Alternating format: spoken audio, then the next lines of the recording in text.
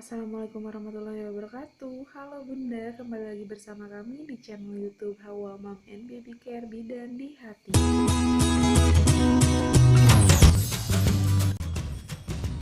ASI sedikit, bayi Anda bingung puting? Ingin kembali ke ASI?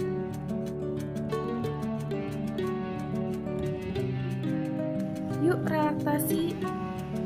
Relaksasi adalah cara menyusui kembali setelah beberapa saat berhenti karena alasan tertentu.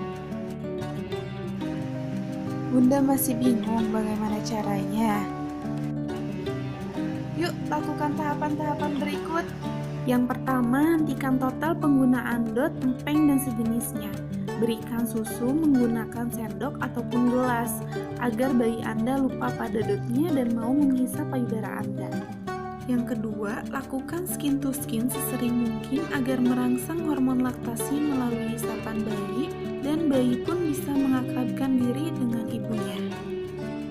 Yang ketiga, siapkan selang NGT dan pipet.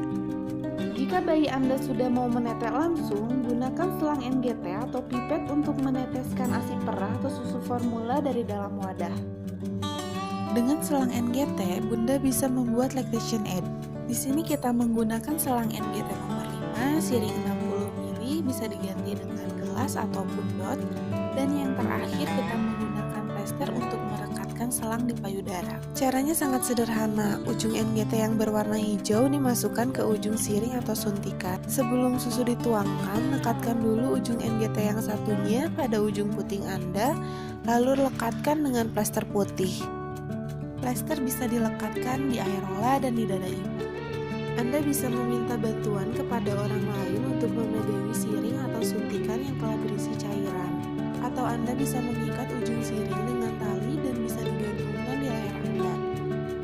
Jika bayi Anda sudah bisa menghisap dengan baik, ujung suntikan tetap dipasang agar memberikan suasana vakum. Ketika bayi Anda menghisap, ujung suntikan tersebut akan turun dengan sendirinya.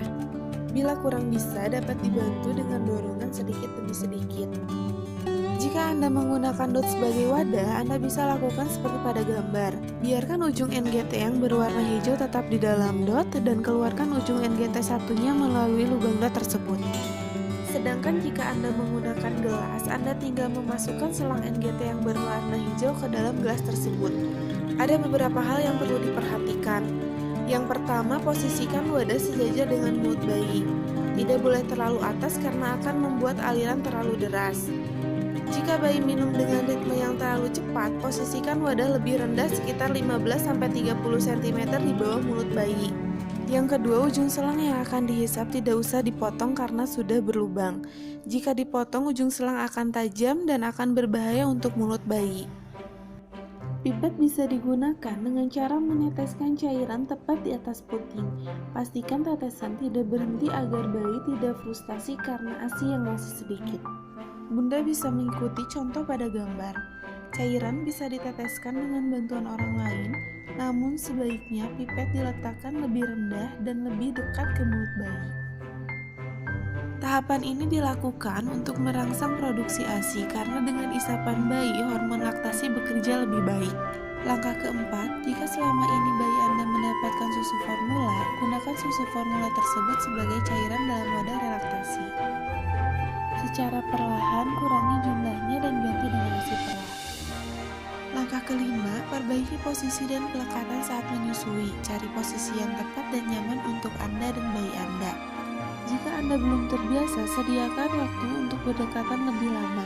Ajak bayi Anda berkomunikasi tentang proses relaksasi yang sedang berlangsung. Langkah keenam, Bunda harus mulai memerah ASI.